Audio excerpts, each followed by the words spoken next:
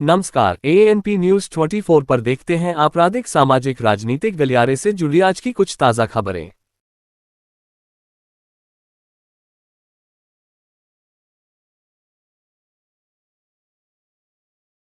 पर नेपाल के काठमांडू में त्रिभुवन अंतर्राष्ट्रीय हवाई अड्डे पर एक विमान हुआ दुर्घटनाग्रस्त।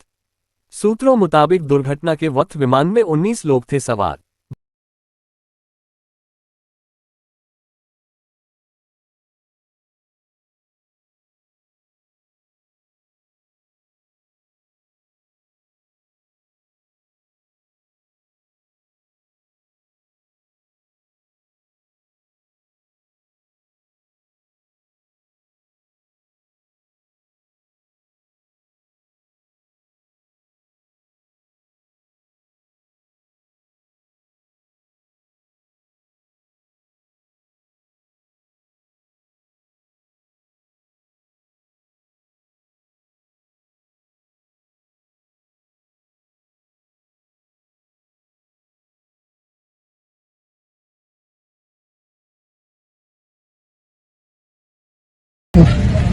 बहुत डरलाग्दो। ओ माय गॉड, नेपालको यति एयरलाइन्स जस्तो छ।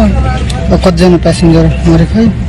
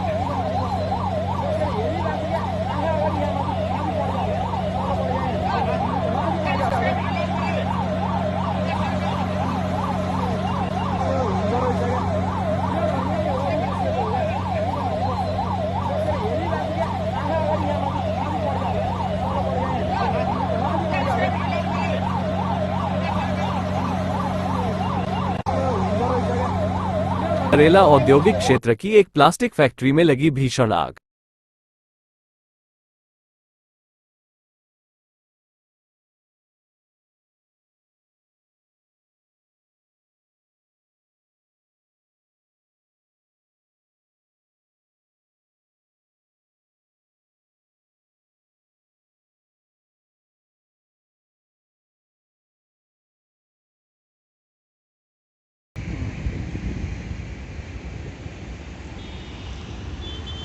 उत्तराखंड हरिद्वार के एसएसपी प्रमेंद्र सिंह डोभाल SDRF की टीम द्वारा 12 कांवड़ियों को गंगा में डूबने से बचाए जाने की विस्तृत जानकारी देते हुए श्रावण मास में 22 तारीख से कांवड़ मेला के विधिवत शुभारंभ के बाद से ही लगातार जो डूबने की घटनाएं हैं वो पुलिस के संज्ञान में आती हैं।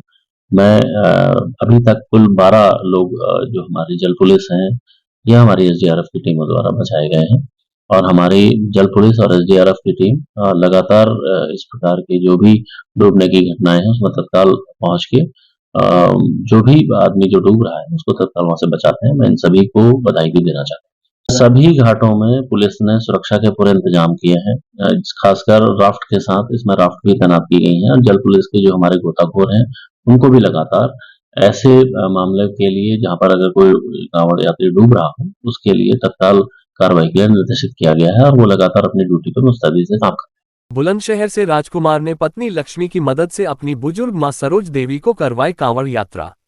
जिसने भी इस तस्वीर को देखा तो वह कह उठा, बेटा और बहू हो तो इनके जैसे। क्या नाम है भैया? रामकुमार। कहाँ से आ रहे हैं आप? पति पत्नी है आप दोनों? बीच में माँ है आपकी? क्या उम्र है माता जी की?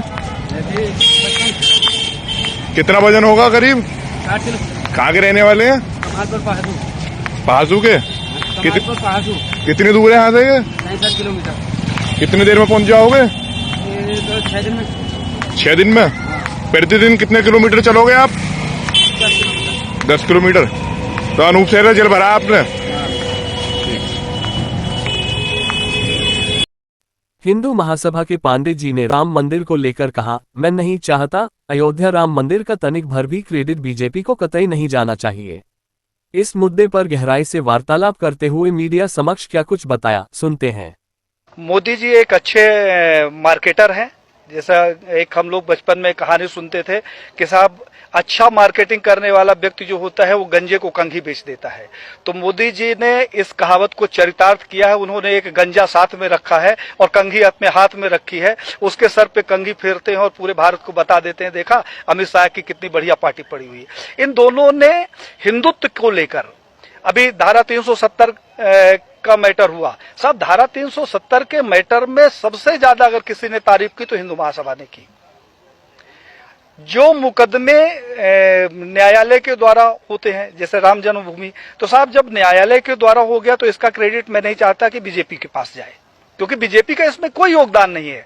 मुझे वो दिन याद है, भारत के बच्चे बच्चे को ये दिन याद होगा जब 1947 से लेकर हिंदू महासभा राम जन्मभूमि का मुकदमा लड़ रहा था।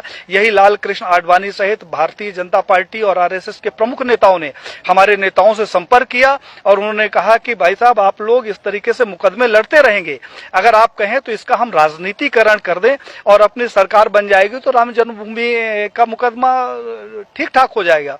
और साहब हम लोग साइलेंट हो गए, अपनी छाती में इनको बैठाकर पूरे भारत में रथ यात्रा निकाली और उस रथ यात्रा से इकट्ठा हुए 1400 करोड़ रुपए ये लोग डकार गए, जिसका आज हिसाब नहीं है। तो 1400 करोड़ रुपया ये खा गए। हिंदुत्व के नाम पर जो भी प्रखर नेता आगे आता है, कहने के लिए थोड़ा सा बुरी बात है लेकिन कहना जरूरी है, अशोक सिंघल जी को मैंने पत्र लिखा। हमने कहा 1400 करोड़ रुपया जो राम जन्मभूमि का इकट्ठा हुआ कहां गया। अशोक सिंघल जी से हमारा बड़ा आत्मिक लगाव था। उन्होंने उसका जवाब दिया और मुझे फोन किया कि पांडे साहब मैं अयोध्या जा रहा हूं, आप आ जाओ, आपसे कुछ बात करना है। मैं जब अयोध्या गया तो एक गले में वो पीला टॉवल रखते थे, उन्होंने जो शिला रखी हुई थी उसकी धूल झाड़नी शुरू कर दी। हमने कहा कि ये क्या कर रहे हो। बोला पांडे जी मेरा अंतिम सपना है कि किसी तरीके से मेरे जिंदा रहते ही ये मंदिर का निर्माण हो जाए। साहब उन्होंने हमारी उनकी काफी गंभीर चर्चा हुई। उन्होंने कहा पांडे जी अभी नहीं तो कभी नहीं। तो हमने कहा क्या करोगे, आप लड़ तो सकते नहीं। बोले कि अब मोदी है और लड़ूंगा भी और विरोध भी करूंगा। और साहब अशोक सिंघल जी एक स्वस्थ व्यक्ति जिसके साथ हमने 2 दिन बिताया, वो दिल्ली जाता है और अचानक उसकी मौत हो जाती है। प्रवीण भाई तोगड़िया जिसके पास जेड कैटेगरी की सुरक्षा हो, जो पेशाब करने बाथरूम में जाता है तो पहले बाथरूम चेक होता है और वो रोड के किनारे लावारिस पड़ा मिले, उसके सिक्योरिटी का पता नहीं और उसका पता नहीं। कमलेश तिवारी जिसकी सिक्योरिटी के लिए 24 गार्ड नियुक्त थे, हमारे पास उसके पत्र है साहब, और उस आदमी की हत्या हो जाती है और हत्या का कारण सिर्फ ये होता है कि उसकी सुरक्षा में कमी कर दी जाती है। तो बीजेपी के समय में मैंने ये देखा कि जितने हिंदूवादी प्रखर नेता हुए हैं उनकी एक एक करके हत्या कर दी गई। अभी 2 तारीख को हमारे पास लखनऊ से फोन आया, हिंडोला थाना कोई पड़ता है, उन्होंने कहा हिंडोला थाना से बोल रहा हूं पांडे साहब, गृह मंत्रालय से पत्र आया कि आपकी जान को खतरा है। तो हमने कहा क्या करूं, तो उन्होंने कहा आपको सुरक्षा देना चाहता हूं। हमने कहा दे दो भैया। बोले कहाँ गार्ड भेज दूं, मैंने अपने घर का पता बता दिया। तो साहब उन्होंने कहा कि मैं वहां नहीं दे सकता हूं, मैं लखनऊ में सुरक्षा दूंगा। मैं रहता मध्य प्रदेश में हूं, पूरे भारत को मालूम है, आईबी रिपोर्टिंग साहब हमारे घर की है और सुरक्षा लेने के लिए मैं जाके थाने में बैठूं कि मैं मर न जाऊं इसलिए थाने में रहूं। इस तरीके का जो इनका दोहरा चरित्र है वो अब हिंदुत्व के लिए हमें लगा कि एक खतरे के रूप में सामने आ रहा है। उस खतरे से इस देश को बचाने के लिए हम लोगों ने एक मुहिम चलाई है जिसमें साधु संतों सहित देश के युवाओं का भरपूर सहयोग मिल रहा है और ये अभियान अब रुकने वाला नहीं है। दिल्ली सरकार मंत्री आतिशी ने कश्मीरी गेट इलाके में कांवड़ शिविर की तैयारियों का किया औचक निरीक्षण।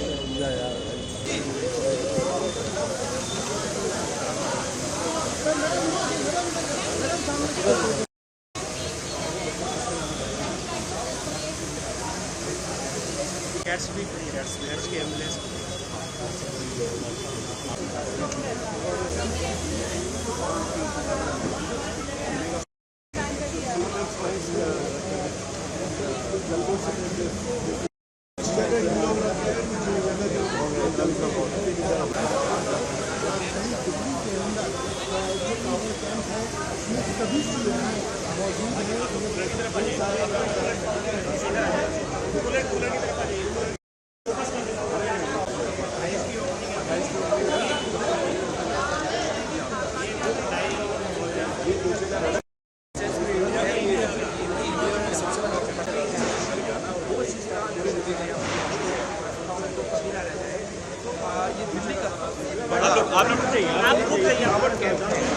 सबको पता है कि सावन का महीना है। सावन के महीने में शिव भक्त कावड़िए हरिद्वार जाते हैं, जल लेकर आते हैं, पैदल जाते हैं, बिना चप्पल जूते के चलते हैं।